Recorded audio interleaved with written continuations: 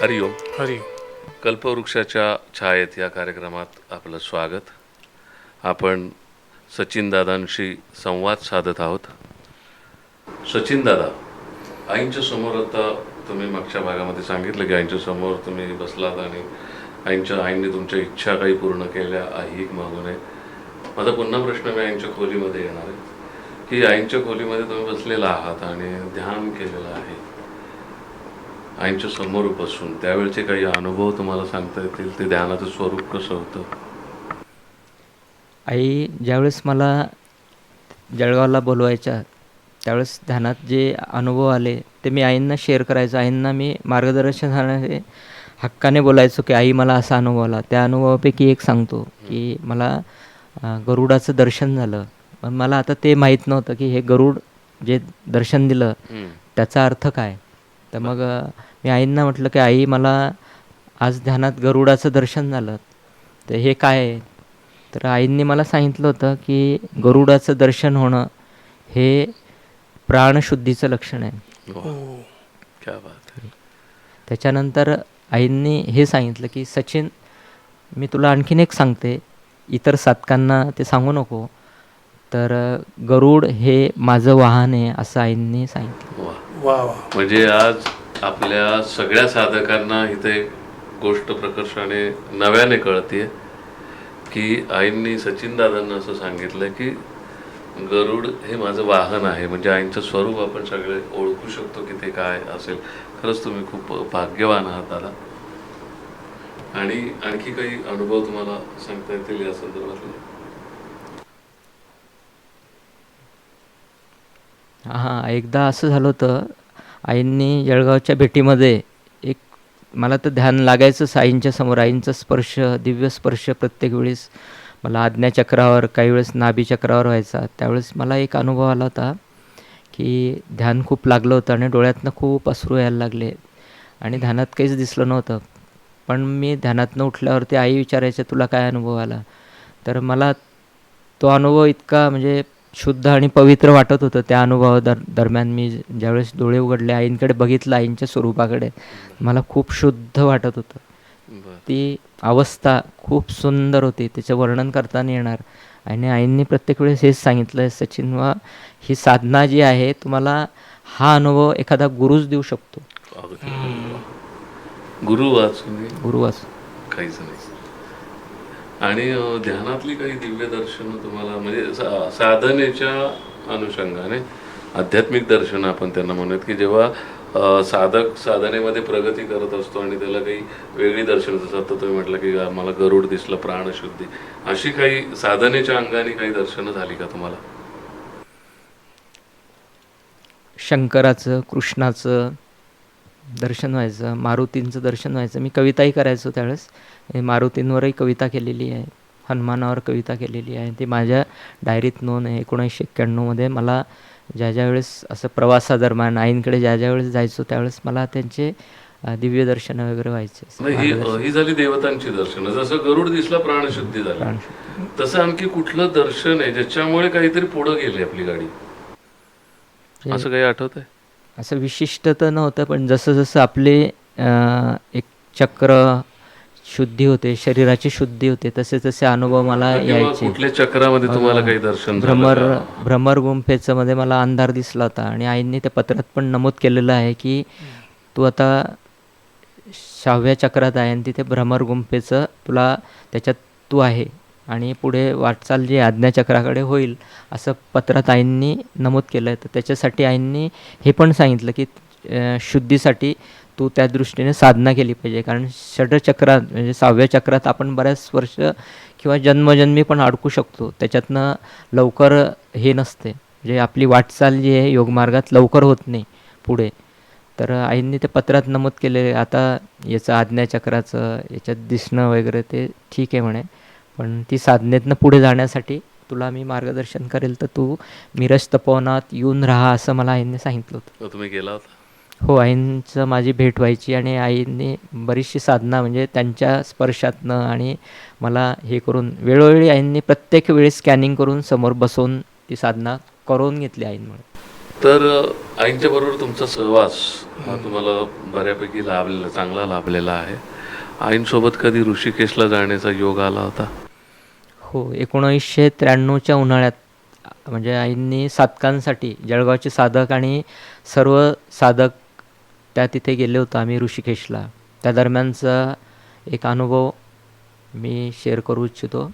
त्यावेळेस परमपूज्य सद्गुरू आई पण तिथे उपस्थित होत्या. त्यांच्याच सहवासात आम्ही तिथे ऋषिकेश शिवानंद आश्रमात ऋषिकेशला राहिलो होतो. तर त्या दरम्यान मला ऋषिकेशच्या पायऱ्या चढताना, शिवानंद आश्रमाच्या पायऱ्या चढताना मला ते सर्व जाणवत होतं, दिसत होतं. जे मी इथे अगोदर आलेलो आहे ते सर्व जाणवत होतं मला. म्हणजे एखादी गोष्ट आपण न पाहिलेली ती अगोदर पाहून गेल्यासारखं मला ते जाणवत होतं. पूर्वजन्माच्या स्मृती. मग मी ते आईंना बोललो की आई, मला इथला जो भाग आहे ते पायऱ्या वगैरे मला हे अगोदर दिसलं आहे, परिचित आहे, असं मी आईंना म्हटलं. तसं मी कधीच आलेलो नव्हतो त्या ऋषिकेशला किंवा स्वामी शिवानंदांच्या आश्रमात माझं कधीच येणं नव्हतं किंवा आलोही नव्हतं. आईंबरोबर माझा पहिला प्रवास असेल तो. दिव्य जीवन संघाचा आणि तुमच्या घराचा एक संबंध आहे, एक नातं आहे, ते काय आम्हाला उलगडून सांगाल?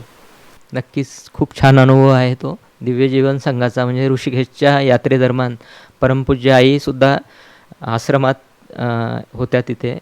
आईंच्या सहवासातच एक वेगळा अनुभव आला तिथे. म्हणजे मी आणि वडील त्यावेळेस त्या परिसरात फिरत असताना तिथे आम्हाला शिवानंद योगत्रयी, जे सर्व साधकांना मराठीत योगत्रयी हे जे पुस्तक आहे ते उपलब्ध नव्हतं. फार काळी आईंनी साधनेचा प्रवास त्याच्या पुस्तकाच्या अनुषंगाने त्यावेळेस केला होता. म्हणजे आईंनी त्या याच्यात लिहिलं आहे, आईंच्या याच्यात साधनगाथेत, की ज्यावेळेस मी शिवानंद योगत्रयी स्वामी शिवानंदांनी मला भेट दिलं त्यावेळेस मी शेवटच्या पानापासून म्हणजे उलट्या याच्यातनं मी ते वाचत गेली. पहिल्या पानाऐवजी शेवटच्या पानापासून. तर ते पुस्तक जे आहे ते फक्त आईंकडेच होतं. त्याचं मराठी भाषांतरित पुस्तक आहे ते अवेलेबल नव्हतं. मग त्या दरम्यान जे आहे ते आम्ही विचारलं त्या आश्रमाच्या बाहेरच्या परिसरात, पण आश्रमातही विचारलं की ते पुस्तक आहे का अवेलेबल. तर आम्हाला सर्व नकारात्मक उत्तर मिळाले की ते नाही आहे. पण मग एका लायब्ररीत म्हणजे ते पुस्तक विक्रेताच बाहेर जुन्या पुस्तकांचे हे होतं, त्याने ते विकलेलं असेल, म्हणजे त्याने ठेवलेलं होतं विक्रीला, कोणी विकलेलं असेल ते लायब्ररीतलं, ते तिथे ठेवलेलं होतं विक्रीसाठी, पुन्हा विक्रीसाठी. तर ते 2 प्रती आम्हाला शिवानंद योगत्रयीचे ट्रिपल योगाचे इंग्लिश ते पुस्तकं आम्हाला दिसले आणि ते घेतले मी आणि वडिलांनी. आणि मग त्या पुस्तकाचं पुढं काय केलं तुम्ही? ते पुस्तक मग तो प्रवास झाला, आम्ही जळगावी आलो, वडील आणि मी, आमची फॅमिली, आई पण होते, सर्व आम्ही घरी आलो. ते पुस्तक 2 महिने म्हणजे घरातच होतं. मग नंतर त्याच्यानंतर मग वडिलांना काय आपोआप इच्छा झाली, कोणाचे आदेश नव्हते, आईंचा आदेश नव्हता की कुणाही साधकाने किंवा काही अशी चर्चा नव्हती केली की ते पुस्तक पाहिजे किंवा छापा किंवा तुम्ही ट्रान्सलेट करा, असं कोणीच काही बोललं नव्हतं. पण वडिलांना काही आपोआप एक इच्छा निर्माण झाली की त्यांनी वही घेतली आणि ज्यावेळेस ते धुळ्याला ऑफिसमध्ये होते त्या टेबलावरती त्यांनी ते ट्रान्सलेशन नकळत केलं अगदी. म्हणजे काहीतरी एक छंद म्हणून एक आपण इंग्लिशचं मराठी रूपांतर करतोय ते त्यांनी स्वाभाविकपणे केलं की या पुस्तकाचं रूपांतर मराठीत करावं. बस तो हेतू काहीच नव्हता, छापायचा नव्हता की काहीच. हो, ते पुस्तक ट्रान्सलेट केलेलं जे आहे त्याचा जो बंच होता तो असा 1-2 महिने असाच पडलेला होता आमच्याकडे. पण आई म्हणाली की आईने सांगितलं आईंना, परमपूज्य आईंना, माझ्या आईने, की आई माझ्या मिस्टरांनी म्हणजे माझ्या वडिलांनी हा ट्रान्सलेशन पुस्तकाचं जे आहे ट्रान्सलेशन केलेलं आहे. तर आई आश्चर्याने म्हटल्या, हो का म्हणे.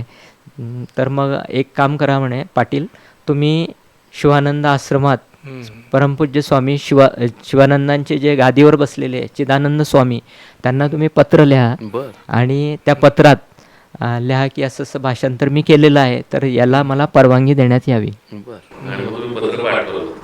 हो, बाबांनी इंग्लिशमध्ये ते पत्र पाठवलं आणि स्वामी चिदानंदांनी एवढे मोठ्या गादीवरचे आणि अध्यक्ष आणि दिव्य जीवन संघाचे एवढे सर्व की स्वामी शिवानंदांनी त्यांच्या पश्चात त्यांच्या याच्यात सर्व कार्यभार दिला होता.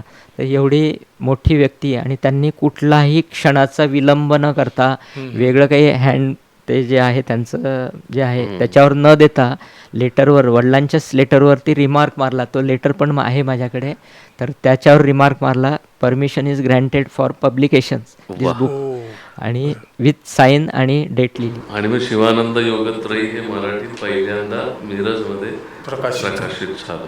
मग परमपूज्य आईंना तसं सांगितलं की शिवानंदांच्या आश्रमातले जे आहे चिदानंद स्वामीजींनी आपल्याला परमिशन दिलेली आहे. आईंना आनंद झाला. त्याच्यानंतर मग आई म्हणाले की जे ट्रान्सलेशन आहे ते आपण एका सिनियर साधकांना, म्हणजे त्याचं जे आहे त्याचं रूपांतर व्यवस्थित झालं आहे की नाही, कुठे काही चुका झाल्या की ते तपासण्यासाठी साधकांना देऊ आणि मग आपण त्याच्या प्रती छापू. बरं. पण ह्या दरम्यान आता खरं तर तुमच्या वडिलांना ते सहज सुचलं, पण याच्या मागे आपण असं म्हणूया की दैवी प्रेरणा आहे किंवा गुरूंची प्रेरणा आहे, त्याशिवाय असं कार्य होत नाही. तुमच्या वडिलांना ह्या प्रोसेसमध्ये काही अनुभव आला?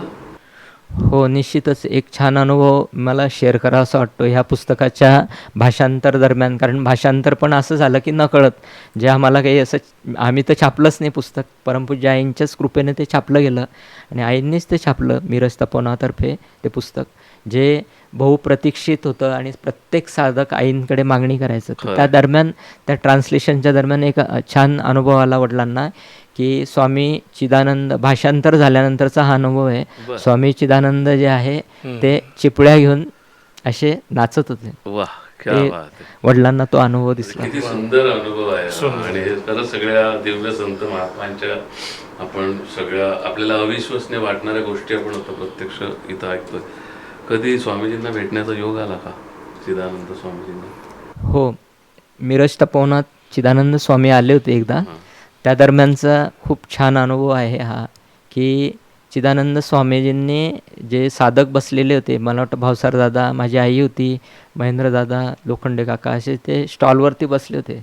तर त्यांना कर्मयोगी म्हणून त्यांनी संबोधलं आहे स्वामी चिदानंदांनी. मागच्या एपिसोडमध्ये याचा उल्लेख त्यांनी केलेला आहे प्रकर्षाने. तो मला इथे पण उल्लेख करावासा वाटतो, कारण एक महान विभूती तपोवनात येते, ज्यांना परमपूज्य आईसुद्धा, म्हणजे आई स्वतः चिदानंद स्वामींना नमस्कार करायचे आणि चिदानंद स्वामींचा हा जन्म हा शेवटचा, असं स्वामी शिवानंदांनी डिक्लेअर केलं होतं. म्हणजे ते एवढे दिव्य टोक आहे, शिष्य एवढा महान आहे असं गुरु स्वतः स्वामी शिवानंदांनी त्यांच्या मुखातनं ते म्हटलं होतं की चिदानंद स्वामी हे फार उच्च कोटीचे हे आहेत, साधक आहेत.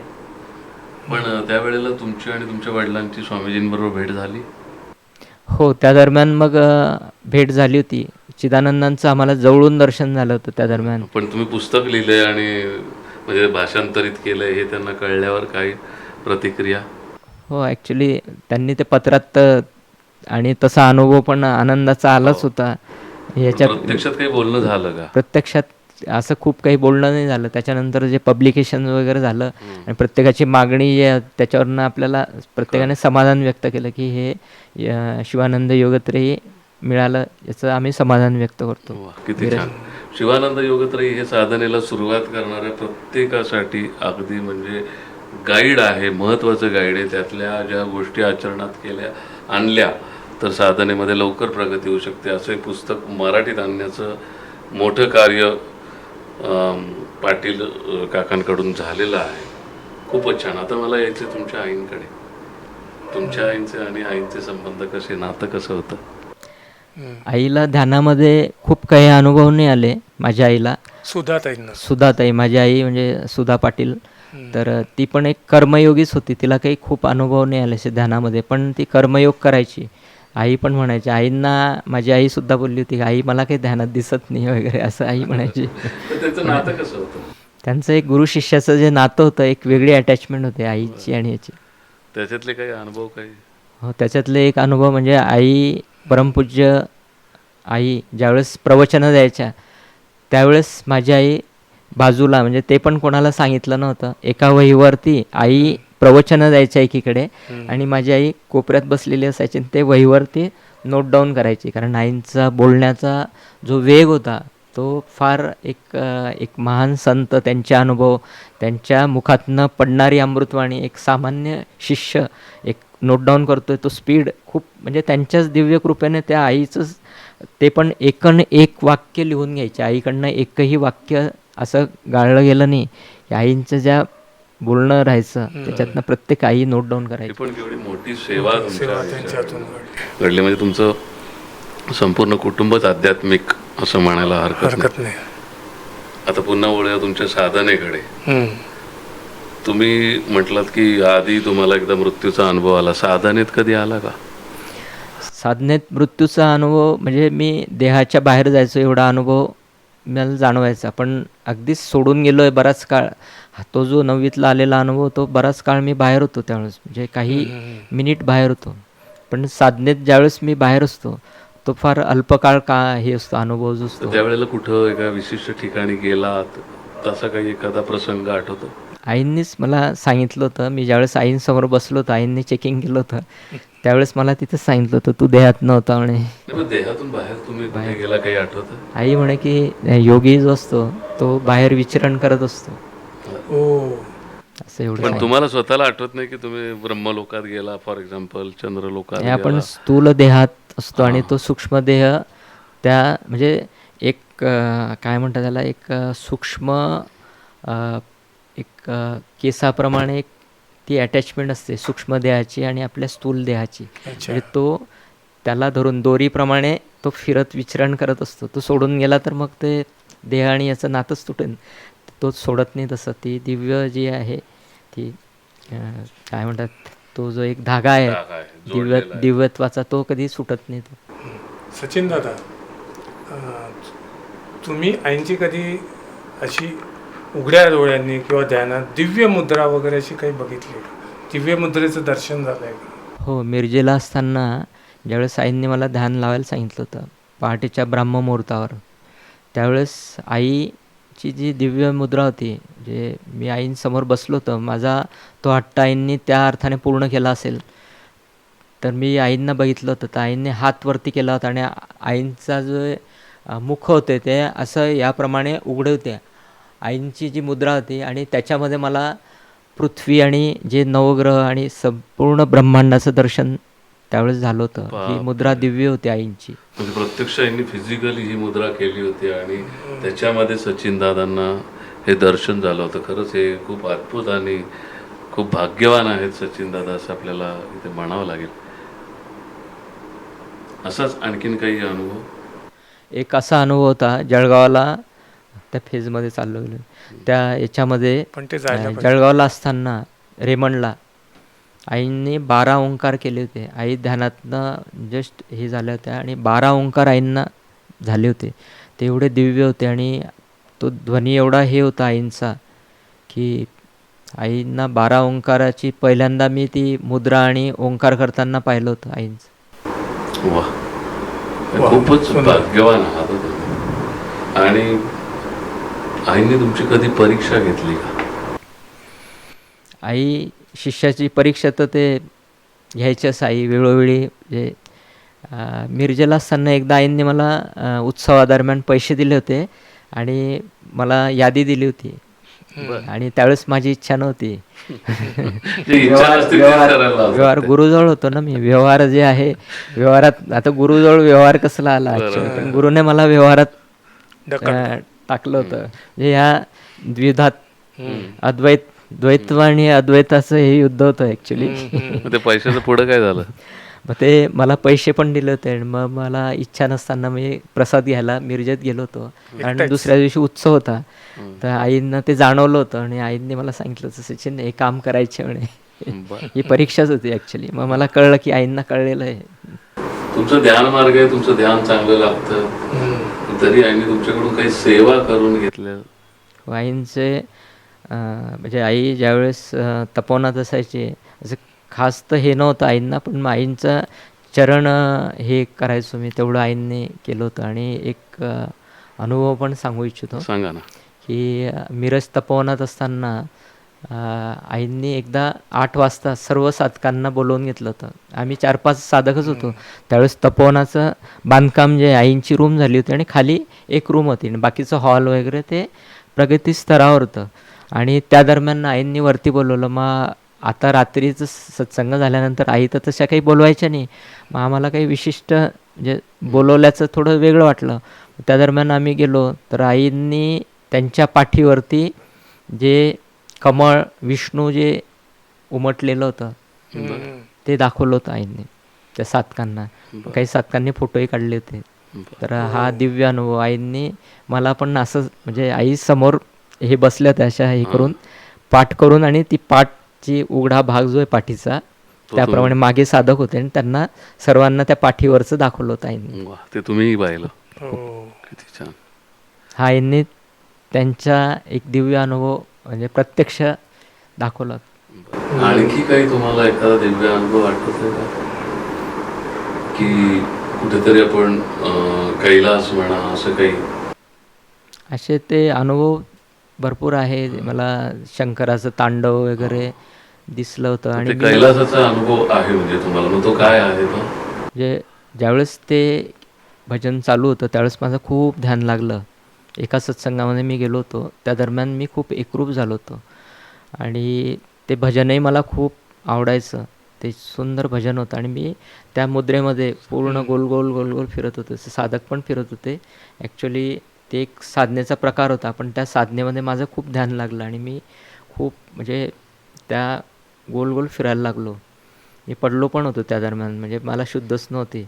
पण मला साक्षात म्हणजे तांडव जे आहे नृत्य काय असतं ते म्हणजे शंकराचं जे आहे ते अनुभवलं मी काय असतं. वा, म्हणजे किती ती जाणीव मला झाली ती तांडव. बरं. आणि- हेच- बोला. आईंनी तुमच्या घरी असे विशेष लाड काही केलेत का?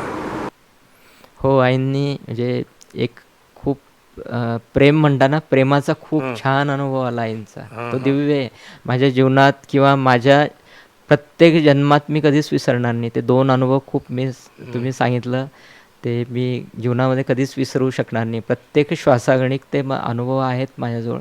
एकदा आईंनी जळगावला मला बोलवलं होतं. त्यावेळेस मला ध्यानाला समोर बसवून घेतलं होतं. म्हणजे आई अशा सोफ्यावर बसायच्या आणि मी खाली बसलेलो होतो त्यावेळेस. आईंनी स्पर्श केला मला, माझं ध्यान लागलं. त्याच्यानंतर खूप छान अनुभव म्हणजे प्रसन्न वाटलं, शुद्ध वाटलं. त्याच्यानंतर मग आईंनी माझ्याकडे दृष्टिक्षेप टाकला आणि तुला काय अनुभव आला, तर मला खूप अश्रू आले आईंकडे पाहून. आणि मी आईंना त्यांच्या इथे पायांवर कमरेला जाऊन म्हणजे इथे आईंच्या इथे डोकं टेकवलं आणि इथे त्यांच्या जवळ गेलो अक्षरशः, लहान मुलासारखं त्यांच्या पोटाजवळ गेलो अक्षरशः. मग आईंनी मला असं कुरवाळलं अक्षरशः आणि ते कुरवाळल्यानंतर तर त्यांची जी शक्ती आहे ती माझ्या याच्यामध्ये हे झाली, संचरित झाली. त्याच्याने पण माझी शुद्धता म्हणजे गुरूंच्या इतक्या जवळ जाण्याने शुद्ध वाटलं मला. वा, तुमचे वडील हे ज्योतिषी होते. तपोवनाच्या संदर्भात काही भविष्य पाहिलंत का? हो, आईंनी ॲक्च्युली आई म्हणायच्या की मी सिद्धीचा वापर करत नाही. तर दादांना ज्योतिषाचं ज्ञान होतं म्हणजे अभ्यास होता. तर त्यावेळेस आईंनी प्रश्न विचारला होता की तपोवनाचं बांधकाम केव्हा पूर्णत्वास जाईल असं विचारलं होतं. तर त्यावेळेस वडिलांनी कुंडली मांडली होती त्यावेळची. तपोवना ज्यावेळेस पहिला कुदळ मारला गेला त्यावेळेस तो टाईम आणि ती डेट त्या अनुषंगाने कुंडली मांडली होती. आणि मग वडिलांनी ते सांगितलं होतं की आईंना की बांधकाम या काळामध्ये पूर्णत्वास जाईल असं आईंना सांगितलं होतं. आणि तपोवनाच्या संदर्भात आईंनी काही भाष्य केलं होतं? तपोवनाच्या संदर्भात आईंना गादीवरती शिष्य पाहिजे होता. आईंची कायम मागणी असायची. आईंच्या अनुभवात आईंनी गुरूंना काय मागितलं असेल तर आरसा मागितला होता, मला आरसा पाहिजे. आणि आईंची तीच खंत होती की मला एकही सत्शिष्य भेटला नाही. खंत व्यक्त केली होती. थोडक्यात आपलं प्रतिबिंब पाहिजे होतं आईंना. समोर आरशात प्रतिबिंब असतं, पण बिंब एवढं मोठं प्रतिबिंब खरंच. पण आणखीन मी एका विषयाकडे येतो. जेव्हा तुम्ही साधना करतात आपल्या हातून कळत नकळत काही चुका घडतात आणि जे आपण करायला नको होत्या असं पण वाटतं. अशा काही चुका घडल्या? साधनेत बऱ्याचशा चुका व्हायच्यात. म्हणजे मी आईंना एकदा तो जो अनुभव आहे तो मला आठवला. म्हणजे की तो मी आयुष्यात कधी विसरू शकणार नाही. तो एक अनुभव आणखी शेअर करू इच्छितो. की आई ज्यावेळेस समोर बसल्या होत्या, आईंना मी पहिल्यांदा माझ्या 3 हट्ट पुरवायला सांगितलं. 3 वचन पूर्ण करा आई. जन्मजन्मी मला तुम्ही सद्गुरू म्हणून लाभावेत. क्या हा बात. बालहट्ट असेल, मला हां. मी अज्ञानी असेल, हा काय मोठा असेल, हट्ट आहे, पण मी हा राज हट्ट आहे. राजहट्ट. अजून तर दुसरा. त्याच्यानंतर जन्मजन्मी तुम्हीच मला गुरु म्हणून लाभावेत. तसंच साधनेत माझी अधपतन होऊ नये, माझी जी आहे प्रगती सतत त्या मार्गावर होत राहावी, माझं अधपतन होऊ नये, असं मी आईंना ते हे केलं होतं. आणि जो माझा विश्वबंधुत्वाचा भाव आहे, माणुसकी आहे, ती हम्म. कायम राहावी. तर त्या दृष्टीने हम्म. आईंना मी तशा मागण्या केल्या होत्या. आईने त्या पूर्ण केल्या. हो, त्या आईंनी म्हणजे फक्त मान डोलावली होती त्यावेळेस आईंनी. म्हणजे होकार दिला म्हणजे होता. होकार दिलेला आहे. होकार दिलाय. आणि आईंनी पत्रात पण उल्लेख केलाय, तुझ्यासारखा लहान साधक एवढ्या मोठ्या मागण्या करतो म्हणे. हो, खरंच असं सन्मान आहे. खरंच. नाही, आपण बोलत होतो त्या ह्याच्याविषयी, चुकांविषयी, तर की माझ्या हातून या चुका घडायला नको होत्या, असं कधी वाटलं का?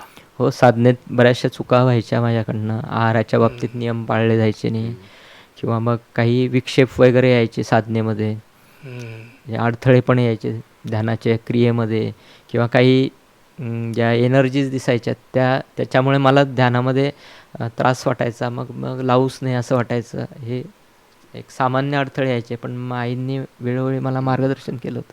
मग तुम्ही आईंना फोन करायचा का? हो, आईंना माझं मार्गदर्शनासाठी हे इथं चुकतंय, मला हो, करेक्ट करा, हो, असं आई आईने तुम्हाला करेक्ट. पत्राद्वारे पण मार्गदर्शन राहायचं, फिजिकली पण आई ज्या ज्या वेळेस तपोवनात यायच्या त्यावेळेस मला मार्गदर्शन करायचे. बर. आणखी आईंच्या सहवासातल्या काही आठवणी सांगता येतील?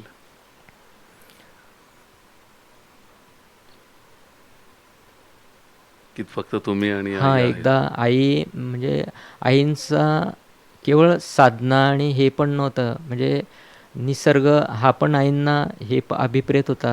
निसर्गाची सेवा, किंवा वृक्षवल्ली आम्हा सोयरे, हे संतांनी जे सांगितलेलं आहे, ते प्रत्येक संतांनी ती शिकवण प्रत्येकाला दिलेली पण आहे. प्रत्येक याच्यामध्ये की आपण निसर्गाला जपलं पाहिजे, हा मोठा संदेश आहे. की आपण प्रत्येक बाबतीत म्हणजे हे लक्षात घेतलं पाहिजे की ह्या पृथ्वीवरती आपण कुठलंही निर्मिती करू शकत नाही. हे वस्त्रसुद्धा कापसापासून आहे, म्हणजे आपण जे वस्त्र घालतो हे कापसापासून निर्मित आहे, आपण काहीच निर्मिती केलेली नाही आहे, असं आईंचं म्हणणं होतं. म्हणजे त्याला तुम्ही शरण जा, असा हा एक संदेश होता. तर निसर्गाच्या माध्यमातून आईंनी तो संदेश सांगण्याचा प्रयत्न केला. खरं. आता आपण तुमच्याशी एवढे चर्चा करतोय, एकंदरीत ह्या चर्चेतून असं दिसतं की आईंचं आणि तुमचं नातं हे बऱ्यापैकी साधनेचं आणि आध्यात्मिक नातं आहे. आता आईंनी जेव्हा देह ठेवला, हम्म. आईंनी समाधी घेतली, त्यावेळेला तुम्ही कुठे होता? जळगाव की मिरज की पुणे? त्यावेळेस मी जळगावला होतो. पण मग तुम्हाला याची काही सूचना मिळाली होती? मला सूचना फार उशिरा मिळाली. आईने समाधी घेतल्याचं मला कळल्याबरोबर खूप म्हणजे हे वाटलं होतं की आई असं कसं काय गेल्या सोडून. पण शेवटी आई गुरूंना पण एक बंधन असतं याचं, बरोबर. जे देहधर्म. देहाद याचं. त्याच्यामुळे मग तेवढं मी गुरुचं जे आहे ते समजू शकतो. पण आई दिव्य रूपाने आपल्या चराचरात आहेत हे प्रत्येक साधकाला पण जाणवतो. पण मग त्यावेळेला तुम्हाला ध्यान बिन तुम्ही केलं आणि तुम्हाला काही आईंचं दर्शन झालं कसं? हो, एकदा. मग त्याच्यानंतर मी काही दिवसांनी तपोवनात गेलो होतो. त्या दरम्यान एक अनुभव आला होता की आईंनी मला त्यांचं जे आहे शेवटचं जे दर्शन, म्हणजे तपोवनामध्ये त्यांना जे फिरवलं गेलं ते मला दाखवलं. बरं. म्हणजे तुम्ही समाधी सोहळ्याला हजर नव्हता, नव्हतो. प्रदक्षिणा जी पण आईंची ते ती जे दाखवली. त्यावेळेला जे काही त्यावेळची दृश्य तुम्हाला नंतर आईंनी दाखवली, ध्यानात दाखवली का कशी?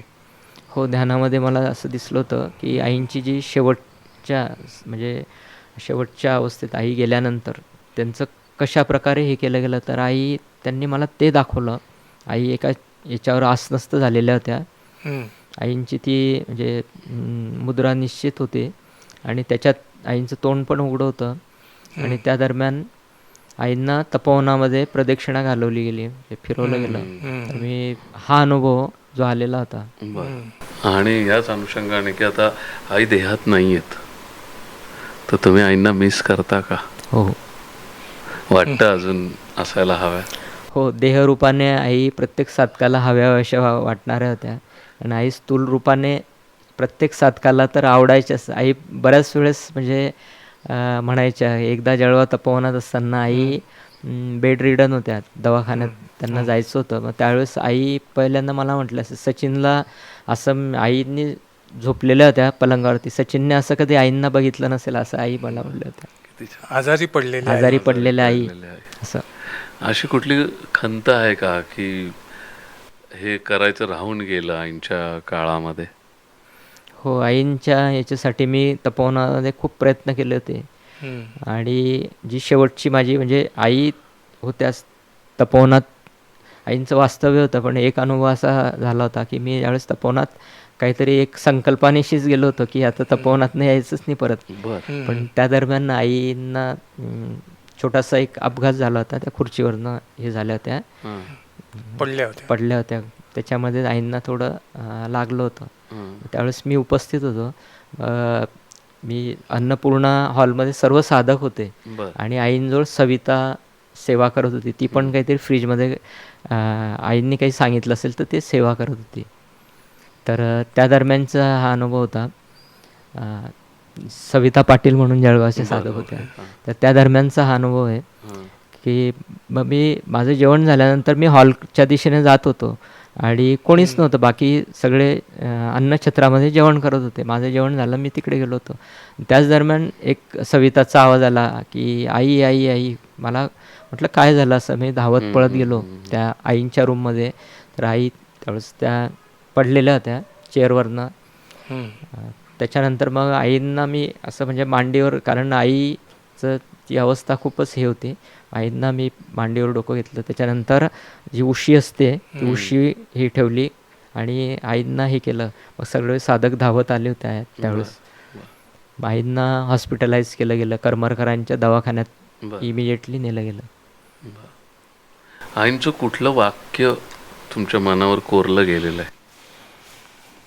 आईंनी जो मला संदेश लिहून दिला आहे त्यापैकी एक वाक्य मला म्हणजे माझ्या हृदयावरच कोरलं गेलेलं आहे. त्याच्यामध्ये आईंनी जो संदेश दिलेला आहे, आर्त हाकेला ओ द्यावे, गरजूला दान द्यावं. तर आर्त हाकेला ओ द्यावी हा मला सतत ते जे आहे घोष आतमध्ये असतो. आर्त हाकेला ओ द्यावी. खूप छान. क्या बात. सचिन दादा, आज तुम्ही इथे आलात आणि एक खूप छान आपला संवाद रंगला. आज तुमच्या रूपाने एक आध्यात्मिक चर्चा आणि तुमचं आणि आईंचं एक आध्यात्मिक नातं आणि त्या नात्याचे पैलू इथं उलगडले. तर खरंच आभार मानणं अवघड आहे, पण धन्यवाद. तुम्ही भावपूर्ण व्यक्त झालात आणि सर्व साधकांना गदगद करून सोडलं. खरं. आणि मध्ये मध्ये तुमचं ध्यानही लागत होतं, तुम्ही ट्रान्समध्येही जात होता. आणि त्याच्यामुळे मला प्रेक्षकांना इथं एक सांगावं लागेल की यावेळची इथली जी स्पंदनं, जी विशेषतः आम्ही दोघं जण इथे जे अनुभवतोय त्या लहरी नक्कीच वेगळ्या आहेत. आणि ही गुरुकृपा आहे आणि ही गुरूंची एनर्जी आहे. ते गुरूंचे आशीर्वाद तुमच्या आणि सगळ्यांच्या पाठीशी असेच लाभो. धन्यवाद. हरिओम. हरिओम.